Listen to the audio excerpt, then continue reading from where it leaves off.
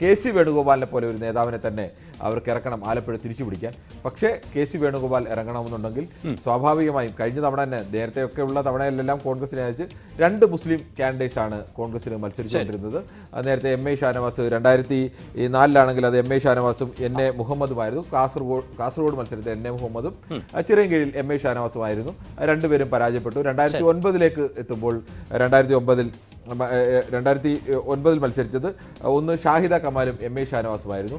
അന്നും ഇതുപോലെ ഷാഹിദ കമാൽ കൊല്ലംകാരിയായ ഷാഹിദ കമാലിനെ കാസർഗോഡേക്ക് കൊണ്ടുപോയി മത്സരിപ്പിക്കുകയാണ്. കാസർഗോഡ് ഏതെങ്കിലും തരത്തിൽ പ്രവർത്തന പശ്ചാത്തലമോ അല്ലെങ്കിൽ അങ്ങനെ കാസർഗോഡുകാർക്ക് തന്നെ പരിചിതമായ ഒരാൾ അല്ല.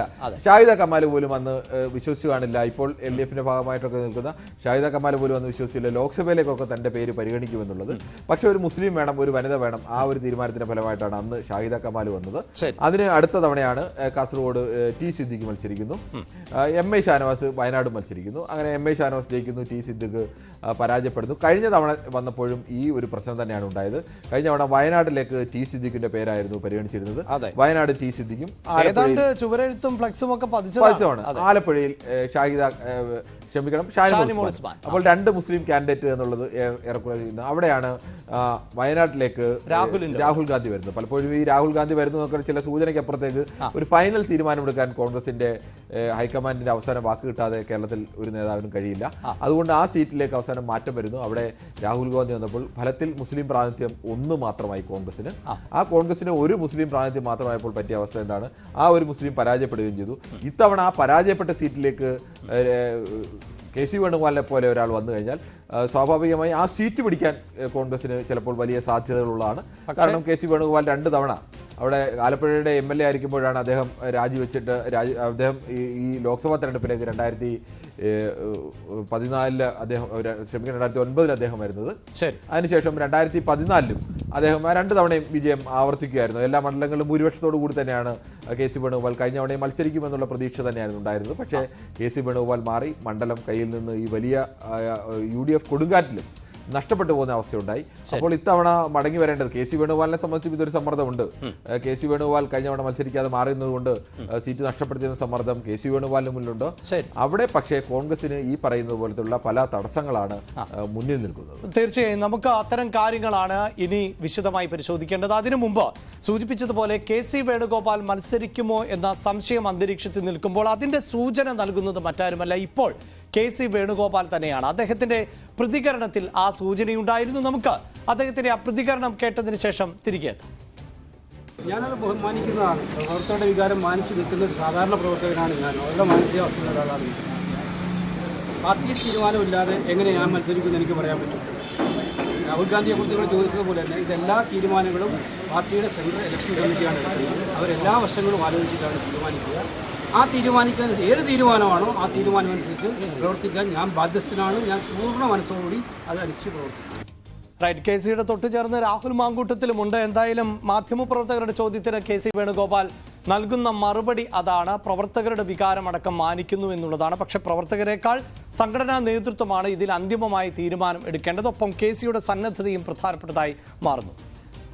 അഭിലാഷ്, അതിനകത്തൊരു പ്രധാനപ്പെട്ട വിഷയം കെ.സി. വേണുഗോപാൽ കേരളത്തിലെ മത്സരത്തിൽ നിന്ന് കഴിഞ്ഞ തവണ മാറി നിന്നപ്പോൾ സ്വാഭാവികമായും ഒരു തരത്തിൽ പറഞ്ഞാൽ അന്ന് അദ്ദേഹത്തിൻ്റെ ഒരു കണക്കുകൂട്ടൽ രാഹുൽ ഗാന്ധി അമേഠിയിലും ജയിക്കുന്നു, വയനാട്ടിലും ജയിക്കുന്നു. ചിലപ്പോൾ അങ്ങനെ ആവാം, നമ്മൾ ഊഹിക്കുന്നതാണ്.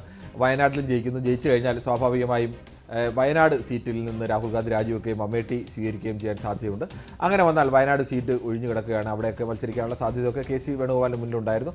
അന്നും ഇതുപോലെ തന്നെ ദേശീയ തലത്തിൽ അദ്ദേഹത്തിന് ഈ സംഘടനാ ചുമതല ഉണ്ടായിരുന്നതുകൊണ്ട് എല്ലായിടത്തും ഓടി നടക്കേണ്ട ഒരാൾ ഒരു മണ്ഡലത്തിലേക്ക് മത്സരിക്കാൻ ഇറങ്ങിയാൽ സ്വാഭാവികമായും അവസാന ഘട്ടത്തിൽ മുഴുവൻ ആ മണ്ഡലത്തിൽ തന്നെ കേന്ദ്രീകരിക്കേണ്ടി വരും. അല്ലാതെ കേരളം പോലൊരു സ്ഥലത്ത് അങ്ങനെ ഇടയ്ക്ക് വല്ലപ്പോഴും വന്ന് രാഹുൽ ഗാന്ധിക്ക് ഇപ്പോൾ വയനാട്ടിൽ അത് രാഹുൽ ഗാന്ധിക്ക് നൽകുന്ന ഒരു ഇളവ് കെ.സി. വേണുഗോപാലിനോ മറ്റൊരു നേതാവിനോ കേരളം നൽകില്ല.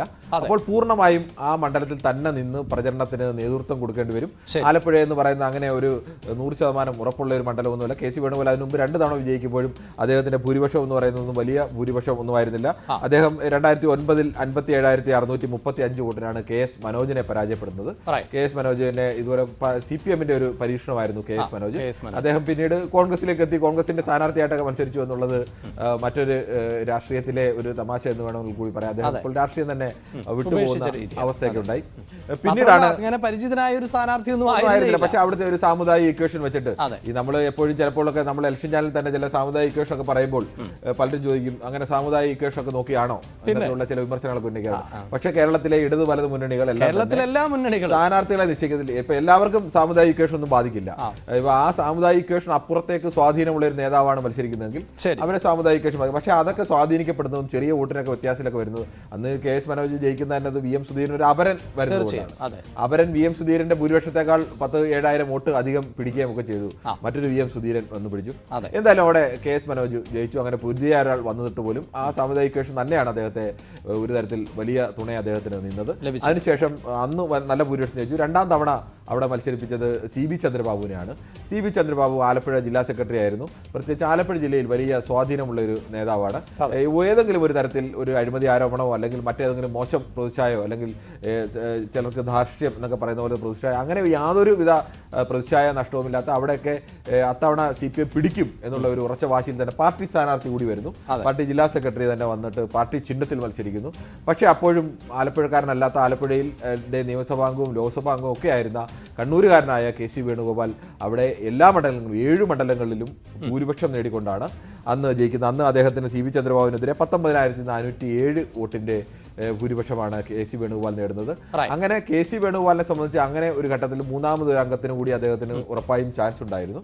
പക്ഷെ ആ ചാൻസ് അദ്ദേഹം ഉപയോഗിച്ചില്ല. ഉപയോഗിക്കാതെ മാറി നിന്നതിന്റെ ഫലമായി സ്വാഭാവികമായും പ്രവർത്തകർക്കിടയിൽ ഉണ്ടാകുന്ന ഒരു വലിയ വികാരമുണ്ട്. അത് തിരിച്ചു പിടിക്കേണ്ടത് എന്തായാലും കേരളത്തിലേക്ക് ഡൽഹിയിൽ തന്നെ സ്ഥിരമായി നിൽക്കാനുള്ള പ്ലാനാണോ? തീർച്ചയായും.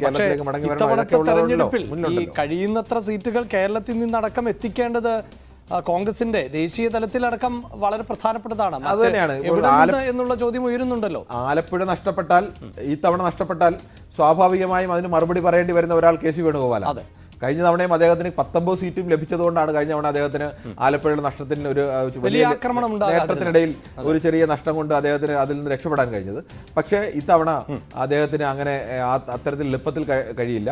വീണ്ടും ഒരിക്കൽ കൂടി ആലപ്പുഴ നഷ്ടപ്പെടാതിരിക്കേണ്ട ഒന്നാമത്തെ ഉത്തരവാദിത്തമുള്ളയാൾ KC വേണുഗോപാലാണ്. അത് തന്നെ അദ്ദേഹത്തിന്റെ വാക്കുകളിൽ വളരെ വ്യക്തമാണ്. ഞാൻ മത്സര സന്നദ്ധനാണ്, തയ്യാറാണ്. ഇനി മത്സരിക്കണോ വേണ്ടയോ എന്ന് തീരുമാനിക്കേണ്ടത് ഹൈക്കമാൻഡാണ്.